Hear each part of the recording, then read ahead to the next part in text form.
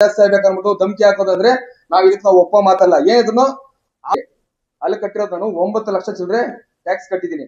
But ನಾನು type ಮಾಡಕ್ ಬರ್ತದೆ, ನನಗೂ ಮಾತಾಡಕ್ ಬರ್ತದೆ ಅಂದ್ರೆ ಎಲ್ಲ ಕೂತ್ಕೊಂಡು ಮಾತಾಡೋದಲ್ಲ. ಅದ್ರಲ್ಲಿ ಯಾವ ಸತ್ಯಾಂಶ ಇರಬೇಕು. ಸುಮ್ನೆ ನನಗೂ ಡಿ ಕೆ ಶಿವಕುಮಾರ್ ಅವರು ಆರ್ಡರ್ ಮಾಡಿದ್ದಾರೆ. ಸರ್ಕಾರಿ ಲೆವೆಲ್ ನಾನು ದುಡ್ಡು, ನಾನು ಸಂಪಾದನೆ ನಾನು ಮಾಡ್ತಾ ಇದ್ದೀನಿ. ನಾನು ಯಾವ ನಾನು ಒಡವೆನ ಹಾಕ್ತೀನೋ ಇಲ್ಲ ಬಟ್ಟೆ ಹಾಕ್ತೀನೋ ಇಲ್ಲ ಇವ್ರು ಹೇಳ್ದಂಗೆ ಮತ್ತೆ ಬಟ್ಟೆನ ಹಾಕೋದು ಒಡವೆನ ಲೋಕೇಶನ್ ಅವರು ಆತ್ಮೀಯ ಸ್ನೇಹಿತರು ಲೋಕೇಶನ್ ಅವರು ಏನು ಆರೋಪ ಮಾಡಿದ್ರು ಆ ಆರೋಪಕ್ಕೆ ನಾನು ಇವತ್ತು ಸ್ಪಷ್ಟೀಕರಣ ಕೊಡಬೇಕು ಅಂದ್ಬಿಟ್ಟು ಈ ಒಂದು ಮಾಧ್ಯಮ ಮಿತ್ರನ ಕರೆಸಿದ್ದೀನಿ. ಏನು ನಮ್ಮ ನೆರಳೂರು ಗ್ರಾಮದಲ್ಲಿ ನೆರಳೂರು ಪಂಚಾಯತಿ ವ್ಯಾಪ್ತಿಯಲ್ಲಿ ಒಂದು 15 ದಿನದಿಂದ ಒಂದು ತಿಂಗಳಿಂದ ನಮ್ಗೆ ನೆಟ್ವರ್ಕ್ ಸಮಸ್ಯೆ ಆಗ್ತಿದೆ. ಏರ್ಟೆಲ್ ನಿಮ್ಗೂ ಎಲ್ಲರಿಗೂ ಸಮಸ್ಯೆ ಗೊತ್ತಿರ್ತದೆ. ಬಟ್ ನಾವು ಅದನ್ನ ಮನಗೊಂಡು ನಾವು ಏರ್ಟೆಲ್ ಇಂದ ಕಂಪ್ನಿಯಿಂದ ನಾವು ಟೆಂಡರ್ ಪಡೆದು ಪಂಚಾಯಿತಿಗೆ ಇದುವರೆಗೂ ನಾವು 40 ಲಕ್ಷ ಟ್ಯಾಕ್ಸ್ ಅನ್ನ ಕಟ್ಟಿರ್ತೀವಿ. ಅದು ಕಾನೂನಲ್ಲಿ ಇರೋದು 1 ಮೀಟರ್ಗೆ 75 ರೂಪಾಯಿ. ಬಟ್ ನಾವು ಕಟ್ಟಿರೋದು 150 ರೂಪಾಯಿ ಟ್ಯಾಕ್ಸ್ ಕಟ್ಟಿದ್ರಿ. ಅದನ್ನ ಪಂಚಾಯಿತಿಗೆ ನಾವು ಫಸ್ಟ್ ರಿಕ್ವಿಷನ್ ಲೆಟರ್ ಕೊಟ್ಟು ಪ್ಲಾನ್ ಕೊಟ್ಟು ಅದಾದ ನಂತರ ಡಿಮ್ಯಾಂಡ್ ನೋಟಿಸ್ ತಗೊಂಡು ಅದಾದ ಮೇಲೆ ನಾವು ಪಂಚಾಯಿತಿಗೆ ಟ್ಯಾಕ್ಸ್ ಅನ್ನ ಕಟ್ಟಿರ್ತೀವಿ. ಟ್ಯಾಕ್ಸ್ ಮುಖಾಂತರ ನಾವು ಕೆಲಸ ಮಾಡ್ತಾ ಇರ್ತೀವಿ. ಏನೋ ಉದ್ದೇಶಕ ಪೂರ್ವಕವಾಗಿ ಇಲ್ಲ ಏನಗೋ ಗೊತ್ತಿಲ್ಲ, ಅವ್ರಿಗೆ ಫೇಸ್ಬುಕ್ ಕೇಳುಗೋ ಇಲ್ಲ ಜನಗಳು ನೋಡ್ಲಿ ಅಂತ ಗೊತ್ತಿಲ್ಲ, ಬಂದು ನಿನ್ನೆ ನನ್ನ ಕೆಲಸ ಮಾಡಬೇಕಾದ್ರೆ ನಮ್ಗೆ ಮಾಡಬಾರ್ದು ಹಂಗೆ ಅಂತ ಹೇಳಿ ನಾನು ಸ್ವಲ್ಪ ಜೋರು ಧ್ವನಿಯಲ್ಲೇ ಮಾತಾಡಿದ್ದೀನಿ. ನಾನು ಸ್ವಲ್ಪ ಮಾತಾಡೋದು ಜೋರು ಧ್ವನಿಯಲ್ಲೇ ಕೇಳಿದಕ್ಕೆ ಯಾಕೆ ಮಾಡ್ತೀನಿ, ನಾನು ಪಂಚಾಯತಿ ಪರ್ಮಿಷನ್ ತಗೊಂಡಿದ್ದೀನಿ. 8 ಲಕ್ಷ ನಾನು ಪಂಚಾಯತಿಗೆ ಡಿ ಕೊಟ್ಟಿದ್ದೀನಿ. ನಾವು ಯಾವುದೇ ಕಾರಣಕ್ಕೂ ಇಲ್ಲಿಗಲ್ ಮಾಡ್ತಾ ಇಲ್ಲ. ಕಾನೂನು ರೀತಿಯಲ್ಲಿ ಏನಿದೆಯೋ ಕಾನೂನಲ್ಲಿ ನಾವು ತಗೊಂಡೆ ಅದು ಪರ್ಮಿಷನ್ ತಗೊಂಡೆ ನಾವು ಮಾಡ್ತಾ ಇರೋದು. ಇವ್ರು ಸುಮ್ಮನೆ ನಮ್ಮ ಮೇಲೆ ಏನೋ ಒಂದು ಆರೋಪ ಹೊರಿಸ್ಬೇಕು, ಫೇಸ್ಬುಕ್ ಅಲ್ಲಿ ನಮ್ಗೆ ಫಾಲೋವರ್ಸ್ ಹೆಚ್ಚಾಗಬೇಕು ಅಂತ ಗೊತ್ತಿಲ್ಲ, ಇಲ್ಲ ಏನ್ ಉದ್ದೇಶ ಅಂತ ಗೊತ್ತಿಲ್ಲ. ನಾನು ಪಂಚಾಯತಿಗೆ 30ನೇ ತಾರೀಕೆ ಎಷ್ಟು ಅಂದ್ರೆ 7,24,000 ರೂಪಾಯಿ ನೆರಳೂರು ಗ್ರಾಮಕ್ಕೆ ಮಾತ್ರ ಇದು ಡಿ ಕಟ್ಟಿದ್ದೀನಿ. ಅದೇ ರೀತಿ ಯಡನಹಳ್ಳಿ ಗ್ರಾಮಕ್ಕೆ 7,34,000 ರೂಪಾಯಿ ಡಿ ಕಟ್ಟಿದ್ದೀನಿ. ಅದೇ ರೀತಿ ಯಡನಹಳ್ಳಿ ಆಕ್ಸ್ಫರ್ಡ್ ಕಾಲೇಜ್ ರೋಡ್ ಅಲ್ಲಿಗೆ 3,06,800 ರೂಪಾಯಿ ಡಿ ಕಟ್ಟಿದ್ದೀನಿ. ಬಳಗರಹಳ್ಳಿ ಗ್ರಾಮಕ್ಕೆ 10,83,380 ರೂಪಾಯಿ ಡಿ ಕಟ್ಟಿದ್ದೀನಿ. ಅದೇ ರೀತಿ ನನಗೆ ಯಾರನ್ನ ಕೆಲಸ ಮಾಡುವಾಗ ಯಾರ ಮಾಡ್ತಾರೆ ಅಂದ್ಬಿಟ್ಟು ನಮ್ಮ ಅತ್ತಿಬೆಲೆ ಪೊಲೀಸ್ ಠಾಣೆ ವತಿಯಿಂದನೂ ನಾನು ಅದಕ್ಕೆ ಒಂದು ರಿಕ್ವೆಷನ್ ಲೆಟರ್ ಕೊಟ್ಟು ಅವ್ರ ಕಡೆಯಿಂದ ಒಂದು ಸೀಲ್ ತಗೊಂಡಿದ್ದೀನಿ. ಅವ್ರಿಗೆ ಭದ್ರತೆ ಬೇಕಂತ ಅವ್ರಿಗೆ ಕೇಳಿ ತಗೊಂಡಿದ್ದೀನಿ. ಅದೇ ರೀತಿ ಟೋಟಲ್ 40 ಲಕ್ಷ ಇಚ್ಚಂಗೂರು ವಾಟರ್ ಪಾಲಿಕೆ ಅದು ಅಷ್ಟೇ 10 ಲಕ್ಷ ಬರ್ತದೆ. ಆ ಒಂದು ಊರ್ಗುನು 10 ಲಕ್ಷ ಟೋಟಲ್ ನಾನು 40,49,807 ರೂಪಾಯಿ ಪಂಚಾಯತಿಗೆ ಟ್ಯಾಕ್ಸ್ ಕಟ್ಟಿದ್ದೀನಿ. ಬಟ್ ಕಾನೂನಲ್ಲಿ ಕಟ್ಟಬೇಕಾಗಿರೋದು ಪ್ರತಿ ಮೀಟರ್ಗೆ 75 ರೂಪಾಯಿ. ಬಟ್ ನಾನು ಕಟ್ಟಿರೋದು ಪಂಚಾಯತಿಗೆ ಟ್ಯಾಕ್ಸ್ ವರಮಾನ ಬರಲಿ ಅಭಿವೃದ್ಧಿ ಆಗಲಿ ಅಂದ್ಬಿಟ್ಟು ಅವ್ರ ಹತ್ರ ಮಾತಾಡಿ 1 ಮೀಟರ್ಗೆ 75 ರೂಪಾಯಿನ 150 ರೂಪಾಯಿಗೆ ಮಾತಾಡಿ ಪ್ರತಿ ಪೋಲ್ಗೆ 1,000 ರೂಪಾಯಿ ಕಟ್ಸಿದ್ದೀನಿ. ಅದು 1 ಮೀಟರ್ಗೆ ಮೇಂಟೆನೆನ್ಸ್ ಚಾರ್ಜ್ ಅಂದ್ಬಿಟ್ಟು 1,000 ರೂಪಾಯಿ ಕಟ್ಸಿದ್ದೀನಿ. ಎಷ್ಟು ಪೋಲ್ ಬರ್ತದೋ ಅಷ್ಟು ಪೋಲಿಗೆ 1,000, 100 ಪೋಲ್ ಬಂದ್ರೆ 1 ಲಕ್ಷ, 50 ಪೋಲ್ ಬಂದ್ರೆ 50,000 ಆ ರೀತಿ ಕಟ್ಸಿ ನಾನು ಪಬ್ಲಿಕ್ ಕೆಲಸ ಮಾಡ್ತೀವಿ. ನನ್ನ ಮನೆಗೇನು ಏರ್ಟೆಲ್ ನನ್ನ ಮನೆಗೆ ಬರ್ತಾ ಇಲ್ಲ ನಾನು ಸ್ವಂತಕ್ಕೇನು ಮಾಡ್ಕೊಂತಿಲ್ಲ. ಎಲ್ಲರೂ ದಿನನಿತ್ಯ ಬಳಸೋ ವ್ಯವಹಾರ ಮಾಡಬೇಕು ಅಂದ್ರೆ ಏನಾದ್ರು ಮಾಡಬೇಕು ಅಂದ್ರೆ ಅವ್ರಿಗೆ ಈಗ ಯುಗದಲ್ಲಿ ಅವ್ರಿಗೆ ಫೋನು ನೆಟ್ವರ್ಕ್ ಸರ್ವೇ ಸಾಮಾನ್ಯ ಇದೆ. ಅದಿಲ್ಲದೆ ಜನ ಬದುಕಲ್ಲ ಅಂತ ಎಲ್ಲರಿಗೂ ಜಗತ್ ಜಾಹೀರಾಗಿದೆ. ಆ ಒಂದು ಮನಗಂಡು ನಾವು ಪಂಚಾಯತಿಯಲ್ಲಿ ಕಾಮಗಾರಿ ಮಾಡ್ತಿದ್ರೆ ಇವ್ರು ಸುಮ್ಮನೆ ಬಂದು ನಮ್ಮ ಮೇಲೆ ಆರೋಪ ಮಾಡೋದು ಸರಿಯಲ್ಲ. ಆರೋಪ ಮಾಡ್ತಾರೆ ಮಾಡ್ಲಿ, ಬಟ್ ಯಾವ ರೀತಿ ಮಾಡ್ಬೇಕಂದ್ರೆ ಕರೆಕ್ಟ್ ಆಗಿರ್ಬೇಕು. ಯಾರೋ ಎಲ್ಲೋ ಕೂತ್ಕೊಂಡು ಫೇಸ್ಬುಕ್ ಅಲ್ಲಿ ನಾನು ಒಡವೆ ಇವಾಗ ನಾನು ಒಡವೆ ಆಗಿರ್ತೀನಿ. ನಾನು ಫೇಸ್ಬುಕ್ ಅಲ್ಲಿ ನಾನು ನೋಡಿಲ್ಲ, ರಾತ್ರಿ ನೋಡಿದ್ದು ಅವ್ನು ಎಷ್ಟೋ ಸಂಪಾದನೆ ಮಾಡಿದ್ದ. ನನ್ ದುಡ್ಡು ನಾನು ಸಂಪಾದನೆ ಮಾಡ್ತೀನಿ. ನಾನಿದು ಯಾರೋ ತಲೆ ಹೊಡ್ತಿದ್ರೆ ಏನೋ ಮಾಡಿದ್ರೆ ನಾನು ಬಂದು ನಾನು ಉತ್ತರ ಕೊಡಕ್ ರೆಡಿ ಇದ್ದೀನಿ. ಯಾವನ ಎಲ್ಲೋ ಕೂತ್ಕೊಂಡು ಗಾಳಿಯಲ್ಲಿ ಗುಂಡಾರ್ಸೋದಕ್ಕೆ ನಾನು ಎಲ್ಲ ಒಂದು ಉತ್ತರ ಕೊಡಕ್ಕಾಗಲ್ಲ. ಈ ವಿಚಾರ ಏನಕ್ ಮಾಡ್ತೀನಿ ಅಂದ್ರೆ ನಿನ್ನೆ ಅವ್ರು ಮಾಡಿರೋ ಅವಾಂತರದಿಂದ ನಾವೊಂದು ಇವತ್ತು ನಾನು ಸ್ಪಷ್ಟೀಕರಣ ಕೊಡೋದಕ್ಕೆ ನಿಮ್ಮನ್ನು ಕರೆದಿದ್ದೀನಿ. ಅದೇ ರೀತಿ ನಮ್ಮ ಅಧಿಸೂಚನೆ ಏನಿದೆ ಅಂದ್ರೆ ಕರ್ನಾಟಕ ಆದೇಶ ಇದೆ. ಅವ್ರು ಯಾರೋ ಹೇಳ್ತಿದ್ರು ಆದೇಶ ಇಲ್ಲ ಕಾನೂನು ರೀತಿ ಅಂತ. ಇದೇ ನಮ್ಮ DS ಸಾಹೇಬ್ರು ನವಮೇಶ್ ಅವರು ಜಿಲ್ಲಾ ಪಂಚಾಯತಿ DS ಅವರು ಅವ್ರದೇ ಸೇನ್ ಇದು. ಅದೇ ರೀತಿ 2024 ನಾನು ಕೆಲಸ ಮಾಡಿದ್ದೀನಿ. 2024 ಪ್ರತಿ ಮೀಟರ್ಗೆ 450 ರೂಪಾಯಿ ಇತ್ತು. 25ರಲ್ಲಿ 150 ರೂಪಾಯಿ ಇತ್ತು. ಅದೇ ಸರ್ಕಾರ ಒಂದು ಮೀಟರ್ಗೆ 75 ರೂಪಾಯಿ ಮಾಡಿದೆ. ಆದ್ರೂ ಅದನ್ನ ಸರ್ಕಾರದ ಆದೇಶ ನಿಮ್ಗೆ ತೋರಿಸ್ತಾ ಇದ್ದೀನಿ, ನೋಡಬಹುದು. ಇಲ್ಲೇ ಇದೆ, ಪ್ರತಿ ಮೀಟರ್ಗೆ 75 ರೂಪಾಯಿ. ಅದಾದ್ಮೇಲೆ ಡೆಪಾಸಿಟ್ 15 ರೂಪಾಯಿ ಇದೆ. ಪ್ರತಿ ಒಂದು ಮೀಟರ್ಗೆ 150 ರೂಪಾಯಿ. ಅದು ಯಾವುದಕ್ಕೆ? ಗ್ಯಾಸ್ ಇದಕ್ಕೆ, ಪೈಪ್ಲೈನ್ಗೆ. ಯಾವ್ದಿಲ್ಲ, ಕರ್ನಾಟಕ ಆದೇಶ ಅಧಿಸೂಚನೆ 2014/7/25ರಲ್ಲಿ ಅದಾಗಿರೋದು. ನಾವು ಯಾವ್ದನ್ನು ಇಲ್ಲಿಗಲ್ಲ ಏನು ಮಾಡ್ತಾ ಇಲ್ಲ. ಅದಾದ್ಮೇಲೆ ಯಾರೋ ಒಬ್ರು ನಿನ್ನೆ ಸ್ನೇಹಿತರು ಹಿಂಗೆ ಪಂಚಾಯತಿ ಇದು ಫೇಸ್ಬುಕ್ ಅಲ್ಲಿ ಕಮೆಂಟ್ ನೋಡಿದೆ, 100 ಮೀಟರ್ ತಗೊಂಡ್ರೆ 1000 ಮೀಟರ್ ಮಾಡ್ತಾರೆ, 2000 ಮೀಟರ್ ಮಾಡ್ತಾರೆ ಅಂತ. ಈಗಲೂ ನಾನು ತೋರಿಸ್ತೀನಿ. ಬಳಗಾರನಹಳ್ಳಿ ನಾನು ತಗೊಂಡಿರೋದು 5516 ಮೀಟರ್ಗೆ. ಅಲ್ಲಿ ಕಟ್ಟಿರೋದು ನಾನು 9 ಲಕ್ಷ ಚಿಲ್ಲರೆ ಟ್ಯಾಕ್ಸ್ ಕಟ್ಟಿದ್ದೀನಿ. ಬಟ್ ನಾನು ಅಲ್ಲಿ ಕೆಲಸ ಮಾಡಿರೋದು 3500 ಮೀಟರ್ ಕೆಲಸ ಮಾಡಿದ್ದೀನಿ. ಇನ್ನ 2000 ಮೀಟರ್ ನಾನು ಕೆಲಸ ಮಾಡಿಲ್ಲ. ಆ 2000 ಮೀಟರ್ ಅಲ್ಲಿ ಕೆಲಸ ಇಲ್ಲ ಅಂದ್ರೂ ಅದು ಹಣನ 2000 ಮೀಟರ್ಗೂ ಪಂಚಾಯತಿ ಟ್ಯಾಕ್ಸ್ ಕಟ್ಟಿದ್ದೀನಿ. ನಾನು ಎಲ್ಲಾರ್ಗು ಬೇಕಾದ್ರೆ ಮುಕ್ತ ಆಹ್ವಾನ ಕೊಡ್ತೀನಿ. ಯಾರು ನನ್ನ ಬಗ್ಗೆ 100 ಮೀಟರ್ ತಗೊಂಡು 1000 ಮೀಟರ್ ಅಂತ ಹೇಳಿ ಕೆಲಸ ಮಾಡ್ತಿದ್ರಲ್ಲ, ಅವ್ರು ಯಾರು ಬೇಕಾ ಬರ್ಬೋದು, ಅವ್ರಿಗೆ ಮುಕ್ತ ಆಹ್ವಾನ ಕರ್ಕೊಡ್ತೀನಿ. ಇಲ್ಲ ಅವರೇ ಮೀಟರ್ ತಗೊಂಬೋದು, ಅವರೇ ಟೇಪ್ ತಗೊಂಡ್ಬರ್ಬೋದು. ತಗೊಂಬಂದು ಎಷ್ಟು ಮೀಟರ್ ಆಗಾಯ್ತು ಇಳ್ದು ಬೇಕಾ, ಅವ್ರಿಗೆ ಅಕಸ್ಮಾತ್ ಆಗಿಲ್ಲ ಅಂದ್ರೆ ಅವ್ರು ನಮ್ಗೆ ಏನ್ ಕೊಡ್ತಾರೆ?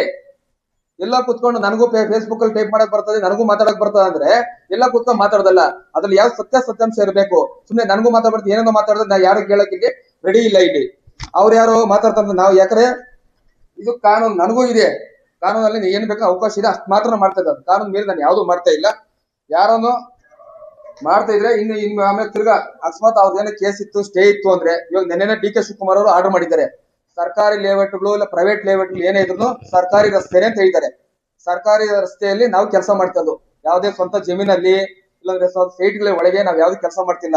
ನೆನ್ನೆ ಆದೇಶ ಮಾಡ್ತಾ ಇದ್ರೆ ಅವ್ರು ಯಾರೇ ಇದ್ರು ಅವ್ರದ್ದು ವಯಸ್ಸಿತ್ತು ಅಂದ್ರು ಸ್ಟೇ ತಗೊಂಡ್ಬರ್ಬೇಕು. ನನಗೆ ಮಾಡಬಾರ್ದು ಅಂತ ಕೋರ್ಟ್ ಅಲ್ಲಿ, ನ್ಯಾಯಾಲಯದಲ್ಲಿ ಸ್ಟೇ ಇಲ್ಲಿ ಏನು ಕೆಲಸ ಮಾಡಬಾರ್ದಿದ್ರೆ ಮಾತ್ರನೇ ನಾವು ಅದಕ್ಕೆ ಸ್ಟಾಪ್ ಮಾಡ್ತೀರಿ. ಇಲ್ಲಾಂದ್ರೆ ಯಾವ್ದೇ ಕಾರಣಕ್ಕೂ ನಾವು ಪಂಚಾಯತಿ ಪರ್ಮಿಷನ್ ತಗೊಂತೀರಿ. ಪೊಲೀಸ್ ಸ್ಟೇಷನ್ ಭದ್ರತೆ ಕೇಳಿದ್ರಿ. ನಾವು ಅವ್ರನ್ನ ತಗೊಂಡು ಕಾಲಲ್ಲಿ ಯಾವ ವ್ಯಾಪ್ತಿಯಲ್ಲಿ ಏನ್ ಬರ್ತದೋ, ತಿರ್ಗಾ ಪೈಪ್ ಹೊಡೆದಿದ್ರು ಪೈಪ್ ನಾವೇ ಸರಿಪಡಿಸ್ತೀರಿ. ಸ್ಯಾನಿಟರಿ ಹೋಯ್ತು ಅಂದ್ರೆ ನಾವೇ ರೆಡಿ ಪಡಿಸ್ತೀರಿ. ಅದಾದ್ಮೇಲೆ ಕಾಂಕ್ರೀಟ್ ಹೋಯ್ತು ಅಂದ್ರೆ, ತಾರ್ ಹೋಯ್ತು ಅಂದ್ರೆ ನಾವೇ ಮಾಡ್ಕೊಡ್ತೀರಿ. ಇದನ್ನ ಪಂಚಾಯತಿ ಹಣದಲ್ಲಿ ಪಂಚಾಯತಿ ವತಿಯಿಂದ ನಾವು ಮಾಡ್ಸಲ್ಲ. ನಾವೇನ್ ನಮ್ ಸಂಸ್ಥೆ ಮಾಡ್ತಿದೀವ, ನಾವೇನ್ ಗುತ್ತಿಗೆ ತಗೊಂಡು ಮಾಡ್ತಾ ಇದ್ರು ಅದನ್ನ ನಾವೇ ಮಾಡ್ತಿರೋದು. ತಿರ್ಗಾ ಹೇಳ್ಬೋದು ಯಾರಿಗೂ ಯಾರೋ ಒಬ್ಬನ ಲೋಕಲ್ ಹುಡುಗರು ಇಟ್ಕೊಂಡು ಮಾಡ್ಬೋದು ಹಂಗೆ ಹಿಂಗಂತ. ಇವಾಗ ಅಲ್ಲೇ ಇದೆ ಜಿಪಿ ಎಂಟರ್ಪ್ರೈಸಸ್, ಇದು ಏರ್ಟೆಲ್ ಲೆಟರ್, ಅಧಿಕೃತ ಲೆಟರ್ ಇದೆ. ಜಿಪಿ ಎಂಟರ್ಪ್ರೈಸಸ್ ತಗೊಂಡೆ ನಾನು ನಡೆಸ್ತಾ ಇರೋದು ಇದು. ನಾನು ಯಾರನ್ನೋ ಕರ್ಕೊಂಡು ಚೇಳಗಳನ್ನ ಇಟ್ಕೊಂಡು ಗುಂಡಾಗಿರಿ ಮಾಡಕ್ಕೆ ಅಂತೇನಿಲ್ಲ. ಇನ್ನೊಂದು ಧಮಕಿ ಹಾಕೋ ಸಂಸ್ಕೃತಿ ನಮ್ಗೆ ಇದುವರೆಗೂ ಇಲ್ಲ. ನಾನು 5 ವರ್ಷ ಪಂಚಾಯತಿ ಮೆಂಬರ್ ಆಗಿ ಕೆಲಸ ಮಾಡಿದ್ದೀನಿ. ಯಾರನ್ನ ಆನೇಕಲ್ ತಾಲೂಕಲ್ಲಿ ಯಾರೋ ಇದ್ರೆ ಕರ್ಕೊಂಬನ್ನಿ. ನಾನು ಯಾರನ್ನ ಧಮಕಿ ಹಾಕಿರೋದು ಯಾವ ಒಂದು ಉದಾಹರಣೆ ಇದ್ರೆ ನಾನು ಅವ್ರು ಹೇಳ್ದಂಗೆ ಕೇಳ್ತೀನಿ. ಸುಮ್ನೆ ಫೇಸ್ಬುಕ್ ಅಲ್ಲಿ ನನಗೆ ಲೈವ್ ವ್ಯೂವರ್ಸ್ ಜಾಸ್ತಿ ಆಗ್ಬೇಕು, ಅವ್ರು ಜಾಸ್ತಿ ಆಗ್ಬೇಕು ಅನ್ಬಿಟ್ಟು ಧಮಕಿ ಹಾಕೋದಂದ್ರೆ ನಾವ್ ಇದಕ್ಕೆ ನಾವು ಒಪ್ಪೋ ಮಾತಲ್ಲ. ಏನಿದ್ರು ಆರೋಪ ಮಾಡ್ತಾರೆ, ಅದಕ್ಕೊಂದು ಸತ್ಯ ಇರಬೇಕು, ಕುರುಹು ಇರಬೇಕು. ಏನೋ ಮಾಡೋದೆಲ್ಲ ಕೇಳೋದಕ್ಕೆಲ್ಲ ಹೇಳ್ತಾರೆ ಅಂದ್ಬಿಟ್ಟು ಅದಕ್ಕೆ ನಾವು ಕೇಳಕ್ ರೆಡಿ ಇಲ್ಲ. ನೋಡಿ, ಅಧಿಕೃತ ಲೆಟರ್ ಇದು. ನನ್ನ ಜಿಪಿ ಎಂಟರ್ಪ್ರೈಸಸ್ ನನಗೆ ನಾವು ಗುತ್ತಿಗೆ ಪಡೆದೆ ನಾನು ಮಾಡ್ತಾ ಇರೋದು ಇದು. ಬೇರೆ ಯಾರು ಮಾಡಿ ನಾನು ಬೇರೆ ಇನ್ನೊಬ್ರು ಮೆಚ್ಚೋಕ್ಕೋಸ್ಕರ ಏನಿಲ್ಲ. ಬೇಕಾದ್ರೆ ನೆರಳೂರು ಗ್ರಾಮದಲ್ಲಿ ನಾನು ಇಲ್ಲೇ ಇರ್ತೀನಿ. ಯಾರನ್ನ ಕೇಳ್ಕೊಂಬಂದು ನಮ್ಮ ಸುತ್ತಮುತ್ತ ಪಂಚಾಯತಿಯವ್ರನ್ನ ಕೇಳ್ಕೊಂಬಂದಿ 15 ದಿನದಿಂದ ಏನ್ ಸಮಸ್ಯೆ ಆಗ್ತಿದೆ ಅನ್ಬಿಟ್ಟು ಒಂದು ಫೋನ್ ಮಾಡಿ ಯಾರೋ ವ್ಯವಹಾರ ಮಾಡ್ಬೇಕಂದ್ರೆ ನಾವು ಏನಾದ್ರು ಮಾಡ್ಬೇಕು, ಯಾರೋ ಅರ್ಜೆಂಟ್ ಆಗಿ ಎಮರ್ಜೆನ್ಸಿ ಮಾಡ್ಬೇಕಂದ್ರೆ ಇಲ್ಲಿ ಮಾತ್ರ ಒಂದು 10 ಮುದ್ದೆ ಹೋದ್ರೆ ನೆಟ್ವರ್ಕ್ ಸಿಗ್ತಿಲ್ಲ, ಹಂಗೆ ಕಟ್ ಆಗ್ತಿದೆ. ಇದನ್ನ ಅವ್ರಿಗೆ ಇದಾಗ್ತಿಲ್ಲ. ಅವ್ರಿಗೇನೋ ಸುಮ್ನೆ ಎಲ್ಲಾದನ್ನ ಯಾವ್ದೋ ಹಾಳು ಮಾಡ್ತಾರೆ. ನಾವೇನ್ ಮಾಡ್ತಿಲ್ಲ. ನಾವ್ ಏನೇ ಹಾಳು ಇದ್ ಮಾಡಿದ್ರು ಪಂಚಾಯತಿ ಇದು ಟಾರ್ ಆಗಿದ್ರೆ ಟಾರ್ ಹಾಕೊಡ್ತೀರಿ, ಸಿಮೆಂಟ್ ಆದ್ರೆ ಸಿಮೆಂಟ್ ಹಾಕೊಡ್ತೀರಿ, ಪೈಪ್ ಏನಾದ್ರು ನಾವೇ ಹಾಕೊಡ್ತೀರಿ. ಅಕಸ್ಮಾತ್ ನೀರು 2 ದಿನ 3 ದಿನ ಲೇಟ್ ಆಯ್ತಾ, ಅವ್ರ ಮನೆಗೆ ನೀರ್ ಸಮಸ್ಯೆ ಆಯ್ತಾ, ನಾವೇ ಟ್ಯಾಂಕರ್ ಹೊಡ್ಸೋ ಜವಾಬ್ದಾರಿ ನಮ್ದೇ ಇರುತ್ತೆ. ಅವ್ರೇನ್ ಪಂಚಾಯತ್ ಇನ್ನೊಬ್ಬನೇ ಕೇಳಿದೆ ನೀರಿಲ್ಲ. ಈ ಒಂದು ವಿಚಾರನ ಯಾರು ಆರೋಪ ಮಾಡಿರ್ತಾರೋ ಅವರಿಗೆ ಇದು ಗೊತ್ತಾಗ್ಲಿ. ನಾನು ಯಾವುದೇ ಕಾರಣಕ್ಕೂ ಅವರು ಹೇಳೋದಕ್ಕೆಲ್ಲ ನಾನು ಕೇಳಕ್ ರೆಡಿ ಇಲ್ಲ. ನನ್ನ ಕಾನೂನು ವ್ಯಾಪ್ತಿಲಿ ಏನ್ ನಾನು ಕೆಲಸ ಮಾಡ್ಕೊಂಡು ಹೋಗ್ತೀನಿ. ಬಟ್ ನನ್ನ ವಿರುದ್ಧ ಸುಮ್ನೆ ಆರೋಪ ಮಾಡೋದು, ಎಲ್ಲೋ ಯಾರ ಕಡೆಯಿಂದನೋ ಶೇರ್ ಮಾಡಿಸಿ ಇದ್ ಮಾಡೋದು, ಯಾರೋ ಉತ್ತರ ಕೊಡೋರಿಗೆ ನಾನು ಉತ್ತರ ಕೊಡ್ತೀನಿ. ನಾನು ಕೇಳ್ಬೇಕಾದ್ರೆ ನನ್ನ ವೈಯಕ್ತಿಕ ಜೀವನ, ನನ್ನ ಸ್ವತಂತ್ರ ಜೀವನ, ನಾನು ಹೆಂಗ್ ನನ್ಗೆ ಏನ್ ಅನ್ಸುತ್ತೋ ನಾನು ಮಾಡ್ತೀನದು. ಇವ್ರು ಇನ್ನೊಬ್ರು ಕೇಳ್ಕೊಂಡು ನಾನ್ ಜೀವನ ಮಾಡ್ಬೇಕಂತ ನನಗಂತ ತೀಟೆ ಇಲ್ಲ. ಯಾರ ಆರೋಪ ಮಾಡ್ತಾರೋ ಆರೋಪಕ್ಕೆ ಅಕಸ್ಮಾತ್ ಏನೋ ನಿಮ್ಗೆ ಸಮಸ್ಯೆ ಇತ್ತು ಅಂದ್ರೆ ಪಂಚಾಯತಿಲಿ ಹೋಗಿ ಕೇಳ್ರಿ. ಅವ್ರು ಟ್ಯಾಕ್ಸ್ ಕಟ್ಟಿದಾರೋ ಕಟ್ಟಿಲ್ಲ, ಇಲ್ಲ ಪರ್ಮಿಷನ್ ತಗೊಂಡಿಲ್ಲ ಅಂತ. ಆಮೇಲೆ ಇನ್ನೊಂದು ಅಷ್ಟು ಅವ್ರಿಗೆ ಡೌಟ್ ಇತ್ತು ಅಂದ್ರೆ ನಮ್ ಸ್ನೇಹಿತರುಗಳಿಗೆ ಯಾರಿಗನಾಗ್ಲಿ, ಯಾರು ಆರೋಪ ಮಾಡ್ತಾರೋ ಇಲ್ಲ ಗೌರವಾನ್ವಿತ ವ್ಯಕ್ತಿಗಳಿಗೆ ಪಂಚಾಯತಿಗೆ ಹೋಗ್ಬಿಟ್ಟಿಲ್ಲ ಅವರೇ ಒಬ್ಬನ ಮೀಟರ್ ರೀಡರ್ ಕರ್ಕೊಂಬಂದು ನಾನು ಎಲ್ಲೆಲ್ಲಿ ಕೆಲಸ ಮಾಡಿದೀನಿ ಅಂತ. ಒಂದು ಊರಿಗೆ ಹೋದ್ರೆ ಯಾರು ಬೇಕಾ ಹೇಳ್ತಾರೆ ಎಲ್ಲಿ ಕೆಲಸ ಮಾಡಿದೀನಿ ಅಂತ.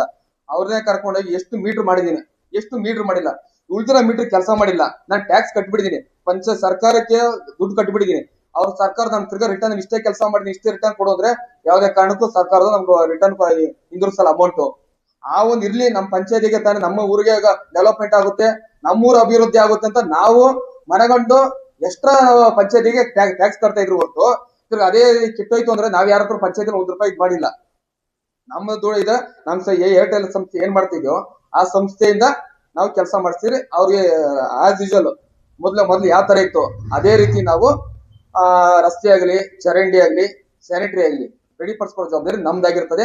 ಏನೇ ಆದ್ರೂ ನಮ್ದೇ ಜವಾಬ್ದಾರಿ ಆಗಿರ್ತದೆ. ಈ ವಿಚಾರ ನಾನು ಹೇಳಕ್ ಇಷ್ಟಪಡ್ತೇನೆ. ಹೌದು,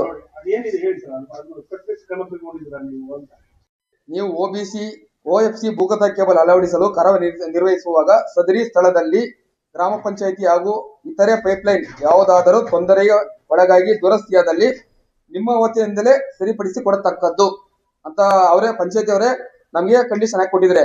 ಎರಡನೇ ಕಂಡೀಷನ್ ಅಂದ್ರೆ, ನೀವು ಕಾರ್ಯ ನಿರ್ವಹಿಸುವ ಸ್ಥಳದಲ್ಲಿ ನಿಮ್ಮ ಕೆಲಸವಾದ ನಂತರ ರಸ್ತೆ ಅಥವಾ ಸ್ಥಿತಿಯಲ್ಲಿ ರಸ್ತೆ ಗುಂಡಿಗಳನ್ನು ಗ್ರಾಮ ಪಂಚಾಯತಿ ಸಮಾಧಾನಕರವಾದ ರೀತಿಯಲ್ಲಿ ಮುಚ್ಚತಕ್ಕದ್ದು.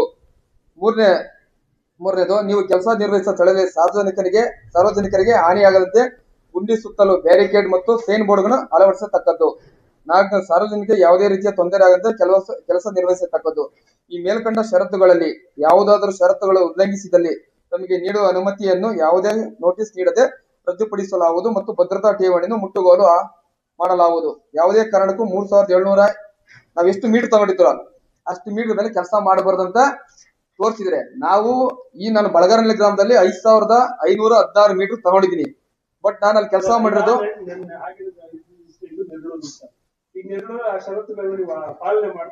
100%. ಇವಾಗ ನಾವ್ ಯಾವ್ದೋ ಒಂದು 2 ಗುಂಡಿ ಹೊಡಿಬೇಕಾದ್ರೆ ಸುತ್ತು ನಾವು ಬ್ಯಾರಿಕೇಡ್ ಇಕ್ತೀರಿ, ಯಾರೇ ಮಕ್ಳು ಅಕಸ್ಮಾತ್ ಯಾರೇ ಹೋಗ್ಬಾರ್ದು ಅಂದ್ಬಿಟ್ಟು. ತಿರ್ಗಾ ಒಂದು ಟೇಪ್ ಬರ್ತದೆ, ಟೇಪ್ ಕಟ್ಟಿ ಯಾರಿಗೂ ತೊಂದರೆ ಆಗತ್ತರ ನಮ್ ಕೆಲ್ಸದವ್ರು ಅಲ್ಲೇ ನಿರ್ವಹಿಸಿ ಆದ ತಕ್ಷಣ ಅದನ್ನ ಮುಚ್ಕೊಂಡು ಹೋಗ್ತಾ ಇದ್ರೆ. ಅಕಸ್ಮಾತ್ ಪೈಪ್ ಹೊಡೆದೋಯ್ತು, ಎಲ್ಲೋ ಸಿಕ್ಕಿಲ್ಲ ಆದ್ರೂ ನಾವು ಅಲ್ಲೇ ಕೆಲಸ, ಅಕಸ್ಮಾತ್ JCB ಎಲ್ಲೋ ಇಲ್ಲ ನಮ್ಮ ಲೇಬರ್ಗಳ ಬಂದು ಅದನ್ನ ತ್ವರಿತ ಗತಿಯಲ್ಲಿ ಮಾಡ್ಕೋ ಜವಾಬ್ದಾರಿ ಮಾಡ್ತಾ ಇದಾರೆ ನಮ್ಮ ಲೇಬರ್ಗಳು. ಯಾರು ತೊಂದರೆ ಆಗದಿರ್ತಾರೆ ನಾವು ನಡ್ಸ್ಕೊಂಡು ಹೋಗ್ತಾ ಇದ್ರಿ. ಅಡ್ಡ ಆಗ್ತಾರಂದ್ರೆ ಅವ್ರಿಗೆ ಸುಮ್ನೆ ಏನೋ ಹೇಳ್ಬೇಕು, ಹೇಳಿದ್ರು ಅವ್ರದೇನೋ OS ಇದೆ ಅಂತ ಹೇಳಿದ್ರು, ಅವ್ರ ಜಾಗ ಅಂದ್ರು. ಸರಿ, ಅವ್ರ ಜಾಗದಲ್ಲಿ ನಾವು ಕೆಲಸ ಮಾಡಲ್ಲ. ಮುಂದೆ ರೋಡ್ ಸರ್ಕಾರಿ ರಸ್ತೆಯಲ್ಲಿ ಪಂಚಾಯತಿ ಎಲ್ಲಿ ಒಂದು ಸರಿ ಪಂಚಾಯತಿ ರೋಡ್ ಅಲ್ಲಿ ಒಂದು ಸ್ವಂತ ಜಾಗದಲ್ಲಾದ್ರೂ ಸರ್ಕಾರದಿಂದ ಅಥವಾ ಪಂಚಾಯತಿಯಿಂದ ಅನುದಾನ ರಸ್ತೆ ಆಗ್ಲಿ ಚರಂಡಿ ಆದ್ರೆ ಅದು ಸರ್ಕಾರದ ಸ್ವತ್ತೇ. ನಾನು ಸರ್ಕಾರದ ಸ್ವತ್ತಲ್ಲಿ ಪಂಚಾಯತಿಯಿಂದ ಪರ್ಮಿಷನ್ ತಗೊಂಡು ನಾನು ಮಾಡ್ತಾ ಇದ್ದೀನಿ ಹೊತ್ತು ಅವರ ಖಾಸಗಿ ಸ್ವತ್ತಲ್ಲಿ ಯಾವ್ದು ನಾನು ಕೆಲಸ ಮಾಡ್ತಾ ಇಲ್ಲ. ಆ ಒಂದು ವಿಚಾರ ಅವ್ನು ತಿಳ್ಕೊಂಡಿರನೆ ಏನೋ ನಾನು ಮಾತಾಡ್ಬೇಕು, ನನ್ನ ತೇಜೋವಧೆ ಮಾಡ್ಬೇಕಂತ ಇತ್ತು ಅವ್ರಿಗೆ.